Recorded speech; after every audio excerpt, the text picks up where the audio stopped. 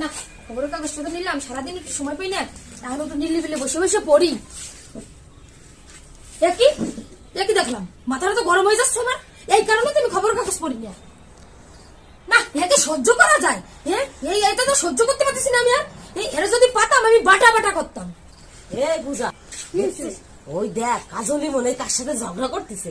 চলো তো একটু যাই দেখে শিখে। চলো যাই যাই, লোকে লোকে লোকটা। হ্যাঁ লোকে লোকে ও তো মানুষের ঝগড়া দেখিয়ে বেড়ায়, দেখ ও কিরম ঝগড়া করে। চলো আমরা যে একটু দেখি। হ্যাঁ দেখ দেখ কাজলি, এই কি হয়েছে? বাবা তুই কার সাথে এত ঝগড়া করতেছিস? ঝগড়া? হ্যাঁ কোথায় আমি ঝগড়া করলাম? তা কি করছিস? আমার আশেপাশে একটা মানুষ নেই, কি যে কও তোমরা? বাবা রে বাবা, তো ঝগড়ার মতন কার সাথে কি কথা বলছিস?